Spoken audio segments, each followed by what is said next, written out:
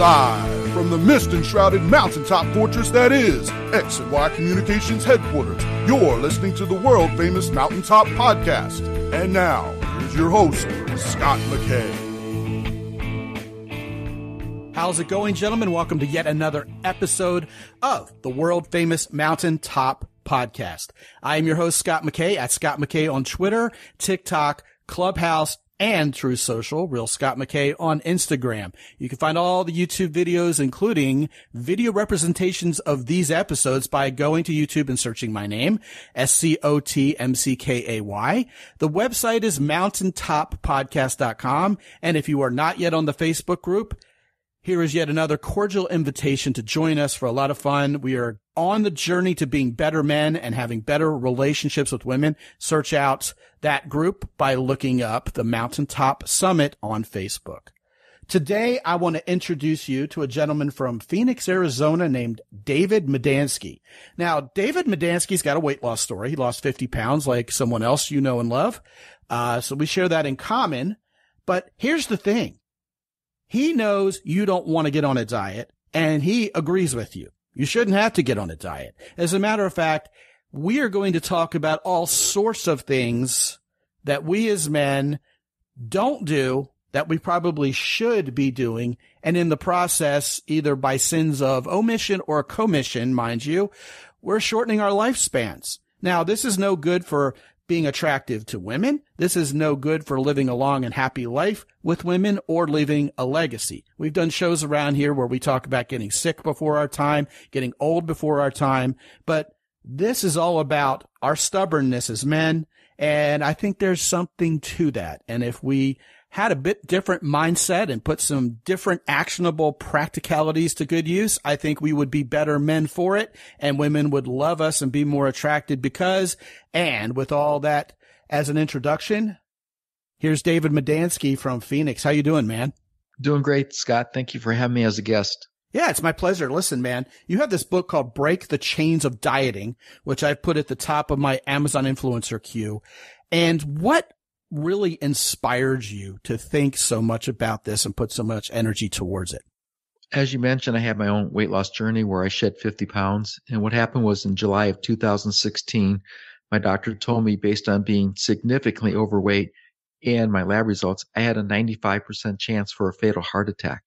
So he gave me two options: lose weight or find a new doctor. And he strongly suggested I find a new doctor because he had been after me for 8 years to lose the weight. Now, I wasn't always, heavy and fat. Most of my life, I was fit and trim. However, like most of us, life gets in the way. Family obligations, work obligations, and before I knew it, the weight crept up on me. So during the next 4 months, I shed 50 pounds, and I've kept it off. And I went back and started rereading some of the books from the 70s with Jack LaLanne, Paul and Patricia Bragg, Richard Simmons, people like that, William Duffy, Sugar Blues.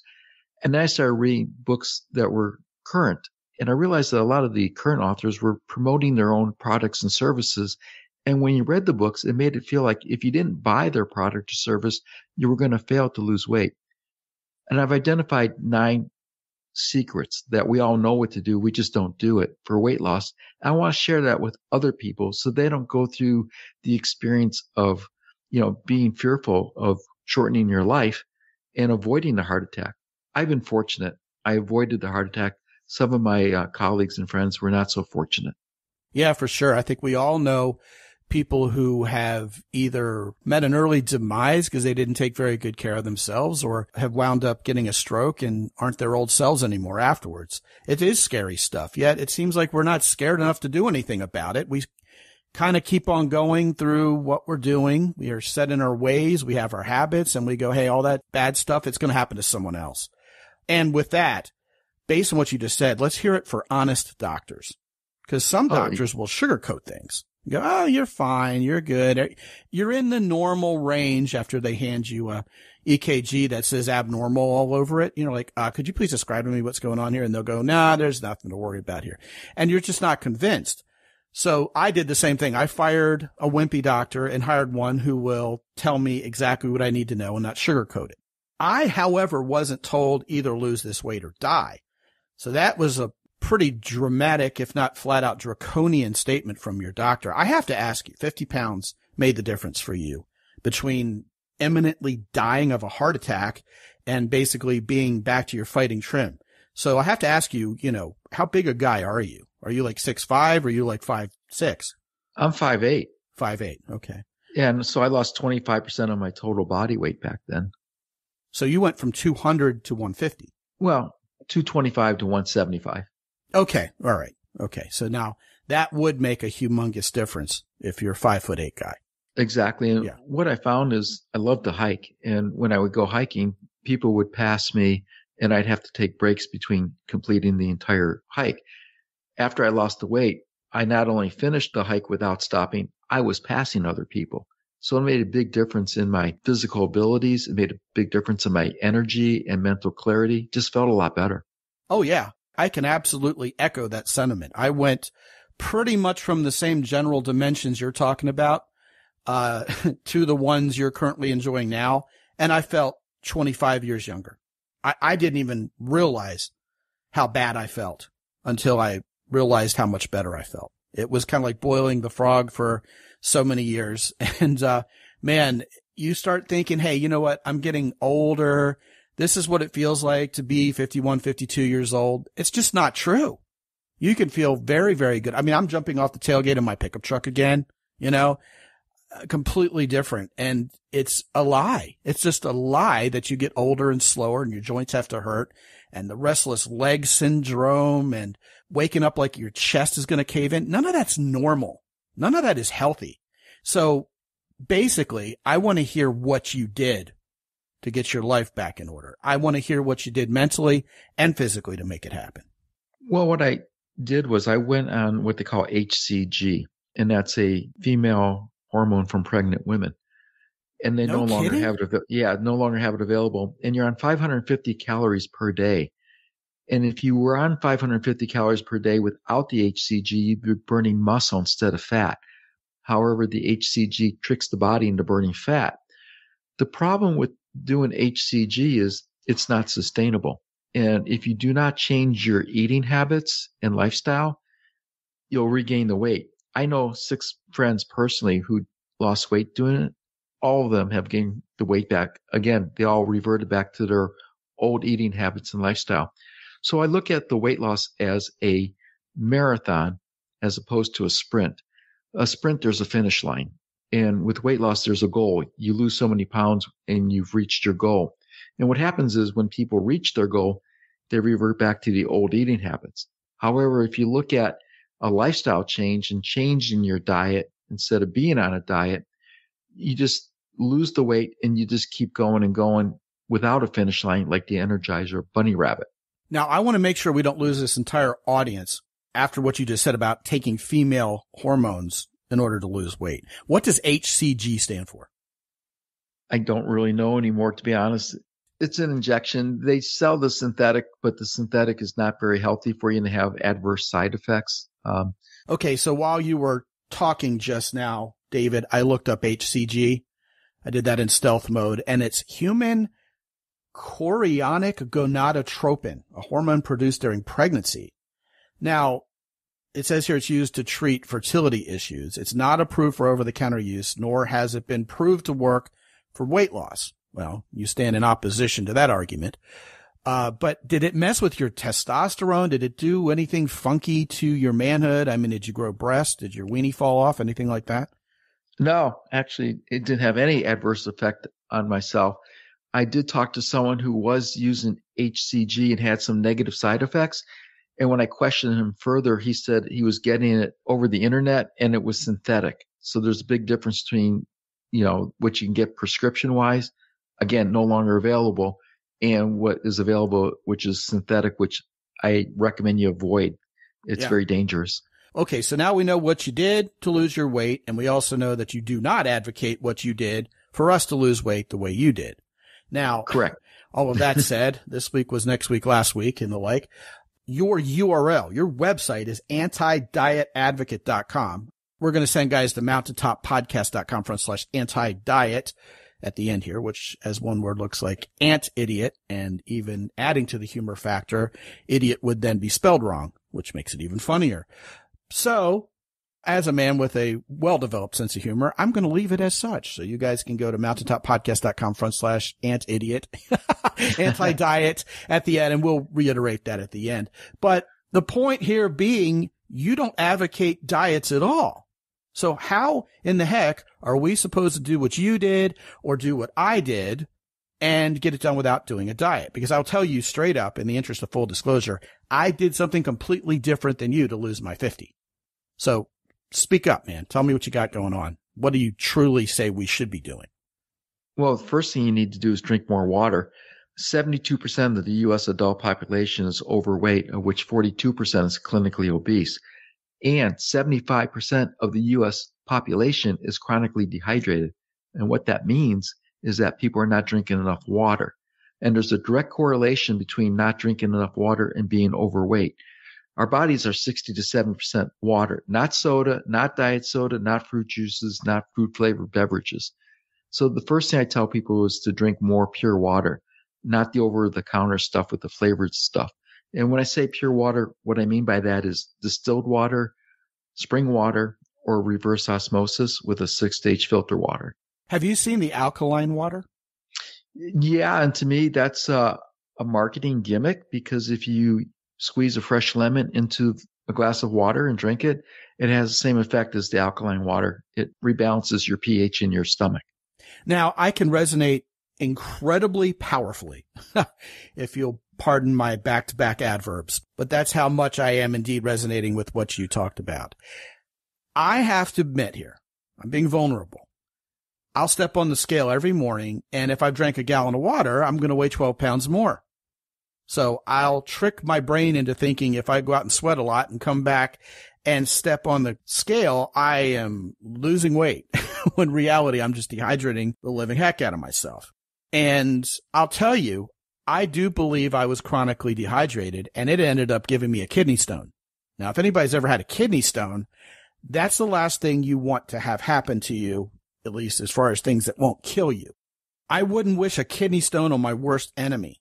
And really, the consensus is when you don't drink enough water, you're just begging to get your first kidney stone. And once you start getting kidney stones, you're predisposed to getting more kidney stones in the future. So guess what? Your boy's drinking more water. I'm with you 1,000% on that. And, you know, over time, you do lose the weight. The water, you know, you drink it in and you pee it out. I mean, my urine was a completely different color. I know that's TMI, but that's how you know when you've started drinking enough water. You don't have such dark urine anymore, right? Exactly. And you mentioned something about time, and that's the key to it. Most people, if I ask them, would you like to weigh 24 to 48 pounds lighter by this time next year, would say yes. And if you lose 2, 3, 4 pounds a month, not a week, a month, and you do that on average for 12 consecutive months, because there's going to be some months where you'll lose a little bit more and some months you won't lose any. In a year, you're 24 to 48 pounds lighter. The problem today is people see those national brand advertisements for the weight loss and diet, and they say guaranteed lose 15, 20, 30 pounds your first month. You'll lose the weight. Diets work, however, they're temporary. It's just keeping the weight off. 90% of people who lose weight on a diet regain it all within a year. So that's why I'm against diets, because diets tend to be temporary, extreme, hard to stick with, and a lot of them are potentially dangerous to your health. So to get the semantics right here, you're not into fad diets or temporary fixes to lose weight. You're into lifestyle change. Correct. And fad to me stands for fat and desperate. Ah, beautiful. Fat and desperate. That reminds me of the book Die Fat or Get Tough by my good friend Steve Siebel. That's a New York Times bestseller. Pretty clickbaity title there. And really he just yells at you and calls you a pussy for the whole book because you're still fat, even though you know what you should be doing and aren't doing it. And for the right kind of guy, that's exactly what we needed to lose weight. You know, we needed someone to come kick our butt, Jocko Willink style. And, that brings us to the next question. You mentioned there are 9 things that pretty much all of us know we should be doing and don't. And that kind of seems to fly in the face of our topic here, which is what you don't know will kill you. But I don't know if it's so much about whether we have the knowledge and don't put it into place, or we're just stubborn about finally getting on the internet and figuring out what we should do. But the bottom line here is a whole lot of men are indeed stubborn. We know we should be doing things. It's just a matter of figuring out what to do that's going to work, because it isn't going to be drinking more beer and pounding more pasta. That is not going to work if you need to lose weight. So you don't have to give away the whole farm here. We want some guys to pick up your book and read it, but I would love to get a random sampling of some examples of things we know we should be doing and just don't. Well, one example is we know we should eat smaller portion sizes, and what most people don't realize is our food portion sizes have been supersized without us realizing it. What I mean by that is in the 1900s, the average size dinner plate was 9 inches in diameter. Today, it's 12 inches in diameter, and at restaurants, it's 13 to 15 inches in diameter. Yet in Europe, a dinner size plate is still 9 inches. So we're consuming more food than we need to.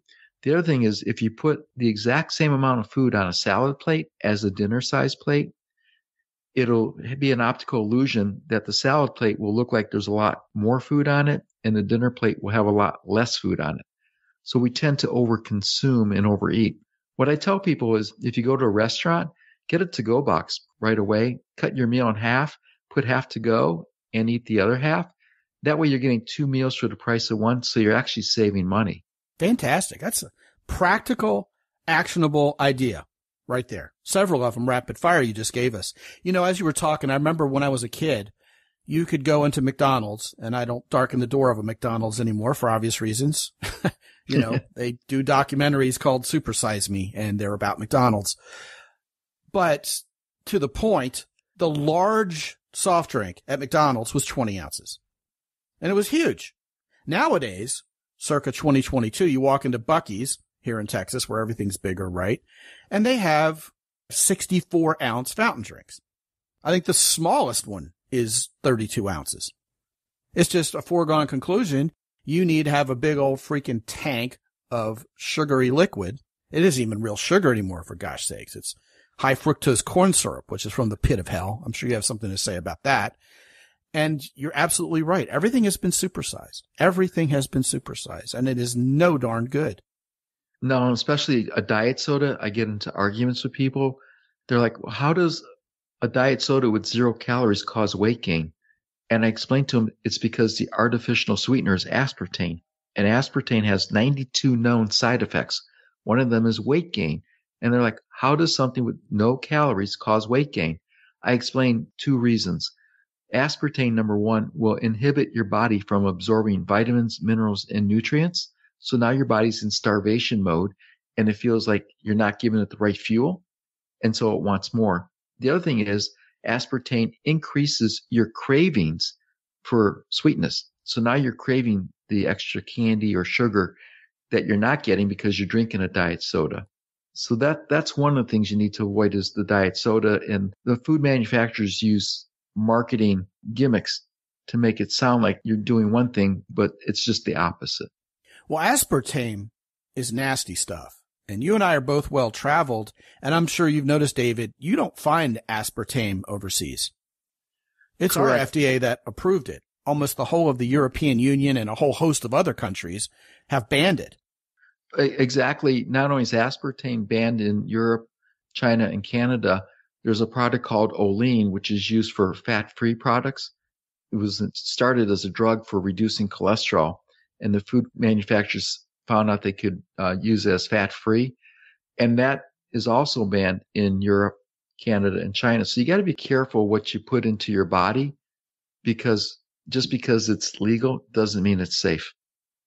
Now, we as men can know all this stuff. You know, like I said, you traveled like I have. It's amazing how you go overseas and drink milk and you're not lactose intolerant anymore magically. You eat the food and you don't feel like you're about to have a heart attack afterwards. You don't feel like you've been poisoned by something. You don't get gas attacks. You don't experience a lot of the ailments that we experience back home by eating fake food. And, you know, this is one of my soapboxes too. I try to buy organic as much as I can, but man, you can't even trust the organic labels anymore. Well, that's true, especially with eggs. they'll put on the carton that they're range-free or cage-free. And there's a difference between pasture eggs and range-free and cage-free. And the difference is with pasture eggs, the hens go outside and forage for their own food. They forage for the worms, the bugs, the grass, whatever they can eat. Cage-free and range-free means that the hens are allowed to go outside, but not necessarily do go outside. And a lot of times the packaging, the carton will say special grain or special feed. And what that means is the hens are being fed soy and corn.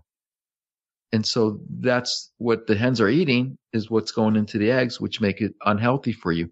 So there's a big difference. And you're right. You have to be careful on the labeling and what is being promoted out there. Now, we've been talking about the food that we eat and in some part the liquids that we drink.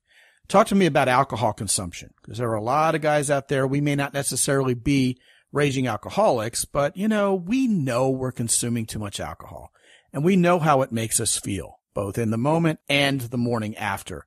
What is your take on alcohol consumption? Personally, I avoid alcohol. I may have a glass of red wine every once in a while. I may have a beer once or twice a year because I enjoy it. I just choose not to drink it. Hard alcohol is probably one of the worst things you can drink because it gets converted immediately to sugar in your body, not to mention some of the other stuff it does to your liver. I don't oppose alcohol per se as long as it's in moderation and as long as it's infrequent. People in the blue zones, and blue zones are 5 areas of the world where people have long lives and healthy lives. They drink a glass of red wine, with a meal once or twice a day. So I'm not opposed to the drinking wine. I just opposed to people going out and slapping down a 6-pack of beer or drinking a lot of beer because they enjoy it or drinking a lot of hard alcohol. It's just not healthy for you. Now, we as guys famously live shorter lives than the average woman. And there are a lot of thoughts on why that is. And one of the prevailing ones is that men tend to say, hey, y'all, watch this, hold my beer a whole lot more than women do. We live more adventurous/dangerous lives. A lot of the men's rights advocates talk about that and how that's kind of an unsung feature of masculine life. And for the purposes of this show, above and beyond our diet, above and beyond what we eat, let's turn our attention more to some other ways that men really screw up our own lives for ourselves, even though we probably know better, or maybe we're just following the crowd because we think that's what all men do and we're resigned to it. Any thoughts there? Yeah, exercise is a myth for losing weight. Exercise is important for overall health and fitness. However, people are under the illusion that they need to exercise to lose the weight. And the biggest example of why that's a myth is The Biggest Loser on TV. 66% of those contestants regained all their weight, and just about 90% gained a lot of the weight back. What I tell people is exercise, like I mentioned, is important for overall health and fitness. And here's what happens. We set our resolutions at the beginning of the year to lose weight and get in better shape. And we go to the gym for 3-4 weeks at a time, and we're exercising, we're eating healthier, and the scale's not moving. What's happening is our bodies are converting fat to muscle. 5 pounds of muscle weighs the exact as 5 pounds of fat. The difference being muscle is denser, so it takes up less room. So the scale's not moving. However, our clothes are fitting looser. And the reason I say that is I have a client that went through that exact same experience. He was doing everything he was supposed to for 3 weeks, and the scale wasn't moving. And I finally asked him, I said, his name is David also. I said, Dave, are you exercising more? He goes, yeah, I'm walking, 5 miles a day. I'm riding my bike. I said, well, how are your clothes fitting? He goes, oh, they're loose. And people are actually asking me if I'm losing weight. The scale doesn't indicate it though. So I said, don't go by the scale. Go by how your clothes are fitting. Your clothes will tell you everything. So that's one of the fallacies. Walking is one of the best physical activities you can do. It's considered an exercise, and yet it's free. We don't have to go to the gym to do it. In fact, I can get my exercise in and physical activity in about 15 or 20 minute increments. That takes people that much time to drive to and from a gym. Now, again, I'm not saying hiring a trainer isn't important. It is, so long as the trainer knows what he's doing. Again, it's for overall health, fitness, and well-being. It's not to lose weight. I'll tell you, after a lot of physical exertion, I'm starving. And that's another thing is most people overestimate how many calories they'll burn while exercising and underestimate how many calories they're consuming because they're hungrier. And the other thing is going back to the water. If you drink more water, you'll feel less hungry. You'll feel more satisfied, and it's healthier for your body. And these things you're mentioning also have an effect on giving you a more efficient metabolism, don't they? Yes. And the other thing is we tend to eat too fast. That's one of the other things I tell people is to eat slower. Mark David wrote a book called The Slow Down Diet. And in there, he advocates if you take 10 or 15 minutes for breakfast, give yourself 15 to 20 minutes and give yourself a minimum of 30 minutes for lunch and 30 minutes for dinner. What happens is we're all busy. So we're eating at our desk, watching TV, driving. And a lot of times you'll look down and it's like, well, where'd my sandwich go? Or where did, that snack go? So you have to focus on the food that you're eating and not what I call mindless eating. I mean, how many times have you opened a bag of chips or a bag of cookies while watching TV and gone through the whole bag without realizing it? Yeah, you got to pace yourself, Bubba. You can't just sit down with a whole bag of Doritos and have at it. Exactly. And I tell people, don't take a handful of nuts, count it out. Count out 10 cashews or whatever you like and make it a game of how slow you can eat it. And what happens is people will grab a handful and each handful is about 100 calories. So I had some clients that were saying, I had a couple handfuls. A couple handfuls should be, 10 to 12 total. So again, if you make it a little game and purposely decide what you're going to eat and how fast you're going to eat it and where you're going to eat it, it all has an effect on our, weight and overall health to begin with. And the other thing is people don't realize our food is scientifically engineered to be addicting. It's called the bliss point. It was a term coined by Howard Moskowitz. And what they do is they scientifically engineer the food to increase our cravings for salt, fat, sugar, and texture. So when they say you're a food junkie, that's what it is. They turn you into junkies because it's addicting. Isn't that crazy? I'll tell you what, I have a couple Jedi mind tricks, a little bit of, I guess, sugar-free candy to throw at this parade. The first one, you mentioned nuts, handfuls of nuts. If they're in the shell, you got to work harder for them. And there is no nut that you have to work harder for than a sunflower seed. So if you get yourself a bag of natural sunflower seeds, which are either unsalted or very lightly so you don't OD on sodium, next time you feel like you just got to snack on something while you're watching TV or driving or whatever, do that. And you won't believe how few calories you'll actually be ingesting for how much work you're doing and how much time it's taking. The other Jedi mind trick that I want to mention is if you're starving and you know it's not time to eat, just go do something. Go do anything. Get your mind off the food and be active in some other way. I'm not saying go run a marathon or go to the gym, but just run an errand, 2 errands. Just get your mind off the freaking food. The other thing is if you can give yourself 3 blessed days to form a new habit, your digestive system will figure out, okay, we're eating less, so we shouldn't expect to eat as much. I don't know if it's true if your stomach actually physically shrinks or not, but you're going to have trained your body a lot sooner than you figured it would happen to need less food and to expect less food. And listen, that goes double for alcohol. If you have the capacity to give up alcohol and you've been drinking even very moderately for most of your adult life, give yourself a blessed 72 hours without alcohol. Wake up that third morning and just see what you feel like. Well, exactly. And the other little trick is if you're hungry, drink some water. And the reason I say that is a lot of times when we think we're hungry, we're actually thirsty. So we trick our bodies to not wanting to eat by drinking more water. The other thing is, man, with the proliferation of media, a lot of us guys like to watch sports. They have beer commercials, pizza commercials, fast food commercials all over the place while you're watching manly stuff because they know we as men love to wolf down alcohol and we love to wolf down food. And I'll tell you what, the entertainment industry, social media does not care about your health at all. They care about the almighty dollar and they want you to buy all that stuff. And man alive, it's like watching food porn. It's like porn for your gastro system. I mean, it just makes you love pizza, makes you love drinking this, drinking that. They have whiskey commercials on and, it's all romanticized and, oh, this is good for you. This is going to make you feel better. It's all a big lie. It's all a big lie.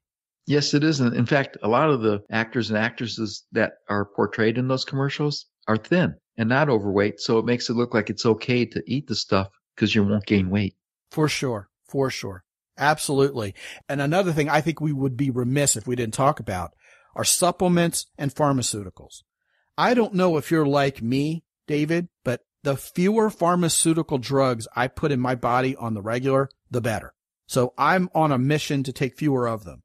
As far as supplements go, man, people will tell you anything and everything about what vitamins you should be taking, which ones you should be avoiding. But here's one thing I really do know. Once I got my supplements in order, it made a difference. I felt a whole lot better. And, I've been taking the supplements from Origin Labs, who sponsor the show, and they're very good ones. That's why I'm happy to advocate for what they do. Very natural, very soluble. You don't pee them all out.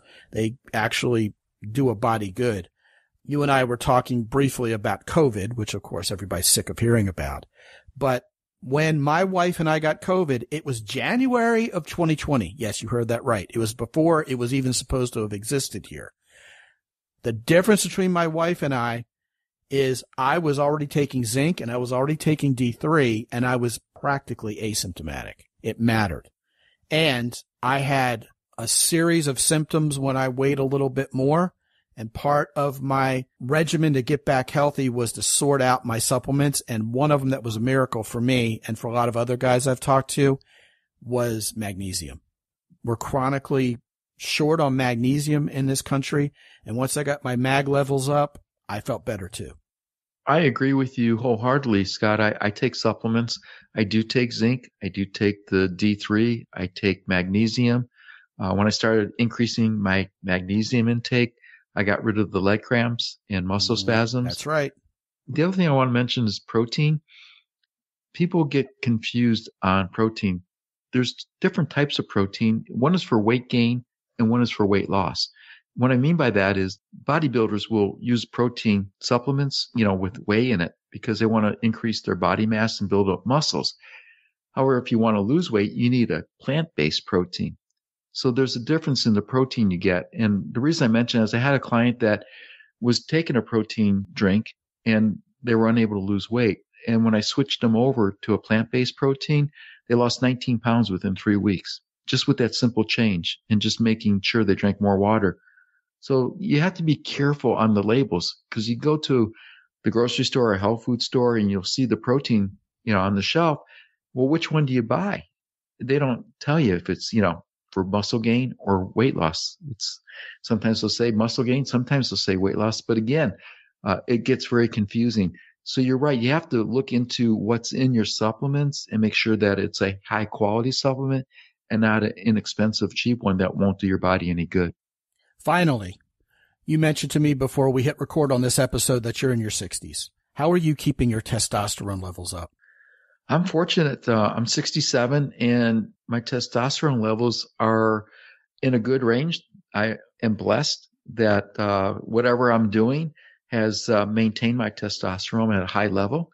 So that's why I advocate is the food. A lot of foods out there will reduce your testosterone and we're not aware of that. So I eat healthy. I avoid highly processed foods. I avoid manufactured foods. When you hear about the plant-based imitation meats, I would avoid those because they may be plant-based. Doesn't mean it's healthy for you. They have a lot of toxic chemicals in there. And the other thing is we were talking with, being the frog in the boiling water. What happens is the foods that we're consuming, and they're not really foods. I call them edible products because they're manufactured. They're made in a lab with a person with a white lab coat as opposed to Mother Nature. And those start accumulating in your body. So even though they're toxic, it won't hurt you right away. But after 15, 20, 30, 40 years, it builds up in the body. And that's why you see people having degenerative illnesses, heart issues, type 2 diabetes. In fact, if you're over age 50, there's an 80% probability that you're a type 2 diabetic or pre-diabetic. And if you're a pre-diabetic, what it means is if you do not change your eating habits and lifestyle, you'll be a full type 2 diabetic within 7 years. All of this is preventable and all of it is reversible just by changing our eating habits and lifestyle. Yes. You mentioned a lot of important points there. And we've talked frequently in other shows, other episodes, and of course, the information's all over the internet about how soy is detrimental to our masculinity and doesn't do wonderful things for our health. Go research, guys, if you haven't already, how many soybeans are harvested in the United States of America every year, and realize you're not directly eating soybeans. I mean, who has a bowl full of soybeans? I mean, edamames are yummy, but they're soy. But, the amount of soy that's produced in this country is staggering compared to how much soy we think we're eating. So you start looking for it and you're going to find it if you start reading labels. Mayonnaise, soybean oil. If you go and you buy, say, cooking oil and it just says quote unquote vegetable oil, chances are you're buying soybean oil. It's insidious how much soybean is in everything. And you don't see that overseas. And other things that are conspiring to make us unhealthy are everywhere. You have to read the frickin' labels and know really where you stand with what you're putting in your body because, like the title of this podcast says so eloquently and so elegantly, what you don't know is probably killing you. And I think this has been a fantastic conversation.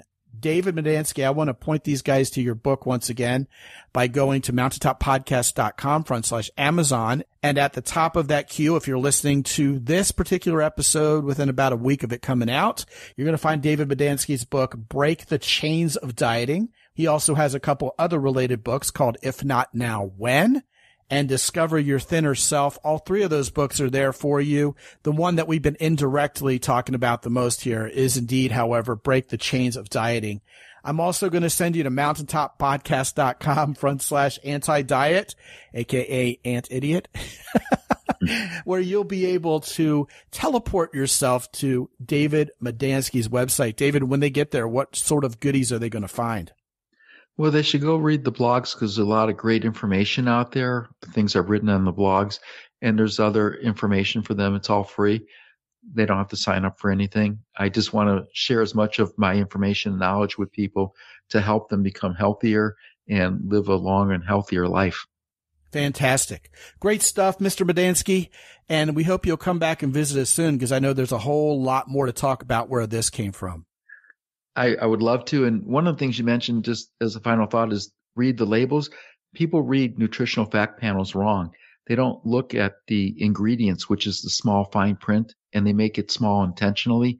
They usually look at the calories, the protein, the sugars, the sodium. Very few people look at the ingredients. The other thing is be careful what's on the front of a package. For example, a can of tuna says packed in water. If you look on the back, it'll say tuna, water, vegetable broth, and salt. The question is, what's in the vegetable broth? And there can be up to 168 different compounds in that vegetable broth. So as you were saying, what you don't know will kill you. And that's one of the things. So I always get the tuna. If you read the label, it'll say tuna, water, and occasionally it'll say sea salt. So again, read the ingredients, as Scott mentioned, because that's key. Now, not to go on a late breaking tangent here, but about 20 years ago, I made myself so sick that they were trying to figure out whether I had ALS or not. And that's scary. And I had been on a diet and I was eating tons of tuna just because it's protein, low calorie, and I was folding up way too much of it. And I poisoned myself with mercury is what I did. And it wasn't until a couple of years later that I put two and two together and realized that's why I felt sick. So I guess the lesson to be learned there while we're talking about tuna is not to OD on any one ingredient at all, ever, when you're trying to lose weight or form a much better diet. It's much better to give yourself some variety in terms of things that are good for you. So I think that's pretty much a good way to punctuate this entire conversation because, hey, that's yet another thing that I didn't know was killing me, but certainly I pulled the plug on eating tuna 7 or 8 times a week after that started happening. Oh, man, it could go on, couldn't it? Yes. Anyway, David Medansky from Phoenix, Arizona, thank you once again for joining us today, man. Thank you, Scott. I appreciate it. And gentlemen, please head on over to mountaintoppodcast.com. Check it out. We've been running master classes. We did one on flirting. We did another one on assertiveness that gains respect. Guys are loving these master classes. I'm bringing my A game. I'm treating you with respect when we do those master classes and making sure it is absolutely fluff free and as life changing as I know how to make it. You can have access to the 2 previous master classes we've already done, and you can see what's up for the upcoming one by going to mountaintoppodcast.com and clicking on the banner that says masterclass. Or if you want the shortcut, go to mountaintoppodcast.com/masterclass. And as always, gentlemen, if you believe now is the right time to get a coach who's going to be in your corner with you and you resonate with the messages that you are hearing in this podcast, click on the red button in the upper right-hand corner at mountaintoppodcast.com. Let's talk. And I also want to give a shout out to our sponsors, Origin in Maine. Yep, they have great soluble natural supplements. They are approved by Jocko Willink himself, and you know how healthy that guy is. He's doing a lot right. You can check out everything from Origin Labs by going to mountaintoppodcast.com/origin. Keyport is once again supporting this show, and I couldn't be more pleased. This is not your grandpa's Swiss Army knife. Man, it is modern. It is cool. You can put any number of faceplates to dress them up and fit your own personal style. Go to mountaintoppodcast.com/keyport. Last and certainly not least, Lucas Rui and the guys at herosoap.com will leave you smelling good and feeling good. Check out their body wash and use it when you take a slickery shower with a member of the opposite gender sometime soon. You will thank me for that. With any of our sponsors, you can use the code MOUNTAIN10 to get an additional 10% off your order. And until I talk to you again real soon, this is Scott McKay from X&Y Communications in San Antonio, Texas. Be good out there.